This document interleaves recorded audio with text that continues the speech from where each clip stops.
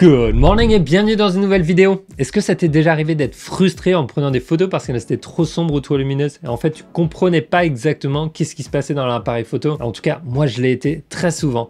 Et c'est pour ça aujourd'hui que je voudrais que l'on lève le mystère un petit peu sur les différents modes de mesure dans notre appareil photo. Car ces modes de mesure peuvent être la raison pour laquelle nos photos ne sont pas comme prévu. Alors ensemble, on va voir ce qu'ils sont, comment les utiliser, dans quelles circonstances et comment réussir à bien exposer une photo en mode manuel très rapidement. Assure-toi de bien regarder cette vidéo jusqu'à la fin parce que je vais partager un paramètre bonus spécial que tu dois désactiver si tu ne veux pas avoir de mauvaises surprises sur le terrain. Cela m'a joué plusieurs fois des tours et j'espère que ça va te sauver pas mal de tracas. Mon nom est Pierre Tellenberg, je suis un photographe de voyage et le créateur de la méthode de 30 jours pour des photos pro, une méthode pas à pas pour développer son œil de photographe et ses compétences, que ce soit par passion ou dans un but professionnel. Je partage sur cette chaîne des tutoriels photos et des aventures, alors abonne-toi pour voir les prochaines. Et si t'es prêt, on se lance tout de suite dans nos modes de mesure.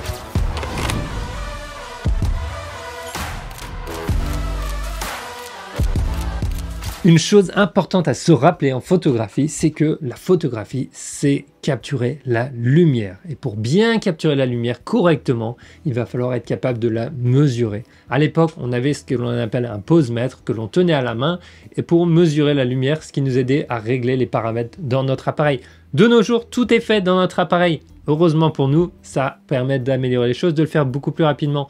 Mais en fonction de comment on va régler les choses, on va peut-être se retrouver avec des résultats qui ne sont pas du tout attendus. Donc j'espère qu'à la fin de cette vidéo, tout sera un petit peu plus clair. Avant qu'on puisse vraiment en parler et que tu puisses faire des tests sur ton appareil, prends-le tout de suite en main et assure-toi que l'affichage Live View soit en route, c'est-à-dire que tu aies un rendu permanent de tous les paramètres que tu changes dans ton appareil et de leur impact sur l'exposition. C'est possible avec les hybrides, c'est-à-dire que si tu changes l'ouverture, les ISO, etc. et que tu es en manuel, tu vas voir ton image s'assombrir ou s'éclairer. C'est très important parce que ça te permet de gagner du temps et d'avoir un retour très rapide sur ce que tu changes. Et pareil, quand tu vas utiliser ta compensation d'exposition, assure-toi que ce soit en route parce que si tu veux voir un petit peu l'impact de tes différents modes de mesure, il va falloir pouvoir avoir ce rendu tout de suite. Ça paraît peut-être bête à dire, mais certains appareils ne le font pas par défaut. Maintenant que ça s'est fait, que tu vas éviter d'avoir des photos qui sont pas du tout ce que tu regardais à l'arrière de ton écran, on va parler des modes de mesure de lumière à l'intérieur de l'appareil. Alors pour dire les choses simplement, la mesure permet aux appareils photo actuels d'évaluer la quantité de lumière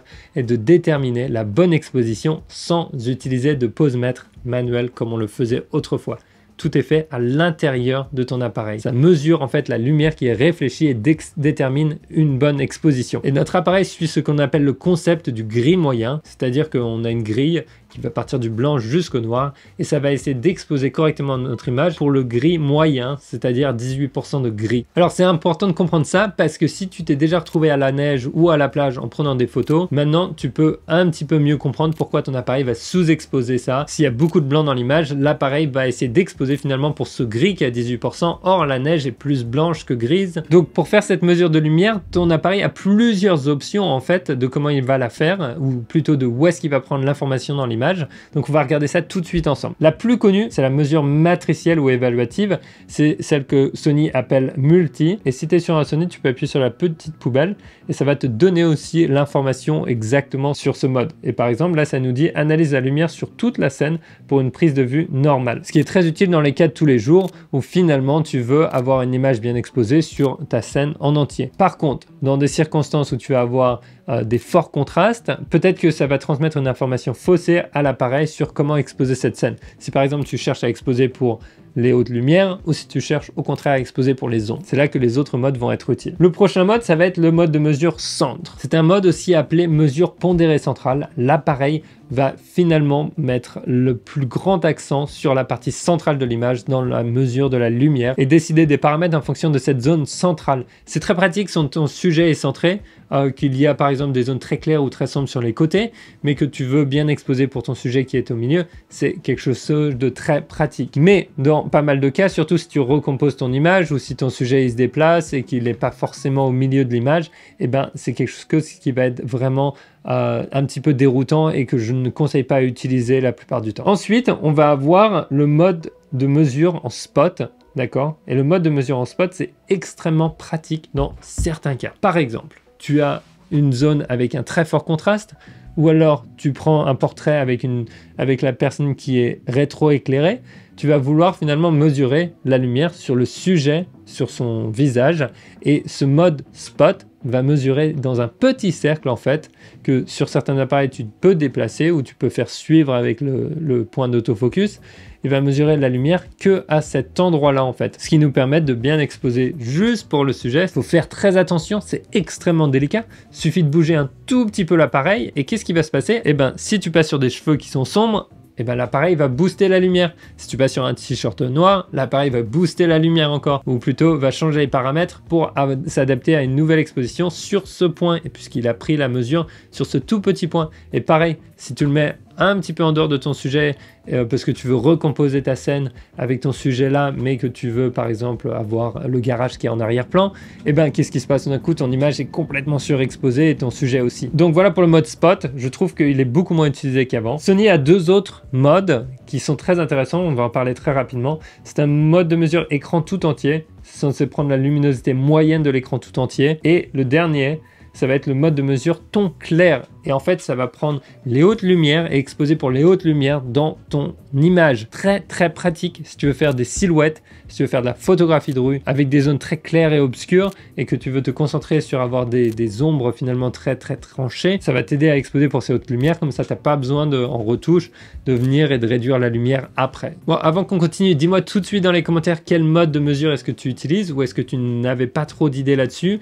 Est-ce que tu l'as laissé par défaut? Personnellement, j'utilise le mode multi, le mode évaluatif, 99,99999% du temps. Pourquoi? Parce que je sais un petit peu à quoi m'attendre, ça tape un petit peu au milieu on va dire, et je sais que je peux rattraper une image qui a été prise comme ça si elle est un petit peu sous-exposée ou surexposée. D'ailleurs, si je suis en mode S ou A, c'est-à-dire en mode semi-automatique ou en manuel avec les ISO auto, tu as juste à compenser l'exposition avec ta petite molette. Si tu regardes, il y a une petite graduation qui va de -3 à +3 par exemple, et tu vas pouvoir dire ok, on monte et on descend, et en fait ton appareil va adapter les paramètres pour compenser cette exposition, pour la faire remonter un petit peu ou la faire redescendre, et c'est extrêmement pratique. C'est comme ça que tu peux shooter très très vite. Au lieu d'avoir à changer un mode de mesure pour par exemple tout d'un coup t'adapter aux hautes lumières, et ben tu fais simplement tourner ta roulette de compensation, tu la mets à -2 ou -1 et hop, tu vas vite voir le résultat dans ton appareil et qu'est-ce qui va être bien exposé. Encore une fois, c'est pour ça qu'il faut que ton live view, ton rendu permanent dans l'écran soit mis en route pour ne pas te planter. D'accord? Maintenant, quand il s'agit de shooter en mode manuel, tu vas encore une fois utiliser cette graduation qui va te donner une indication de la bonne exposition à avoir. Par exemple, quand tu vas être en mode manuel avec tes ISO manuels, tu peux avoir l'appareil qui te montre -7, -1,2, -1. Qu'est-ce que ça veut dire? Ça veut dire que tu es sous-exposé de 2 stops. Donc tu vas pouvoir commencer par bouger tes ISO pour arriver à 0, ou alors si tes ISO sont montés trop haut, tu vas changer ta vitesse d'obturation jusqu'à arriver au 0 sur cette graduation. Encore une fois, c'est à toi de trouver un équilibre pour avoir un sujet bien figé avec ta vitesse d'obturation. Si tu veux en apprendre plus là-dessus, j'ai une vidéo sur les bases de la photo, je te laisse la regarder après à la fin de cette vidéo. Mais encore une fois, même si tu es à 0 et que ça te plaît pas, c'est à toi de décider et de changer les choses. La graduation, elle est là pour t'indiquer ce que l'appareil lit avec son posemètre et non pas pour te dire ce que tu dois faire en tant que photographe tout le temps. Ouais, je t'ai promis un gros bonus, un paramètre à désactiver absolument si tu t'es retrouvé dans des situations où tu ne comprenais pas pourquoi dès qu'une personne rentrait dans ton image, l'exposition changeait complètement. Ça arrive très souvent. Regarde cette image que j'ai prise avec le réglage activé et avec le réglage désactivé. Là, l'exposition est complètement différente. En fait, c'est un réglage qui donne la priorité au sujet détecté pour la mesure de lumière. Et ça, c'est un vrai problème dans pas mal de cas. Je t'explique pourquoi. En fait, au lieu d'avoir ton exposition pour ta scène que tu as déjà réglée, eh ben, dès qu'un visage va rentrer, hop, il va s'adapter à la lumière sur le visage et non plus à notre scène. Ce qui peut poser problème si tu essaies de faire une silhouette ou simplement si tu essaies d'avoir quelque chose d'équilibré avec ton arrière-plan. Je te conseille de le désactiver parce qu'encore une fois, je pense qu'il faut être intentionnel dans les paramètres que l'on choisit sur son appareil photo et laisser à l'appareil le choix de changer de l'exposition dès qu'un sujet est détecté et de s'adapter au sujet et non plus à notre scène tel qu'on l'a choisi dans notre mode de mesure. Et ben, je trouve ça très dangereux. Pour moi, en tout cas, ça m'a créé pas mal de frustration à travers le temps.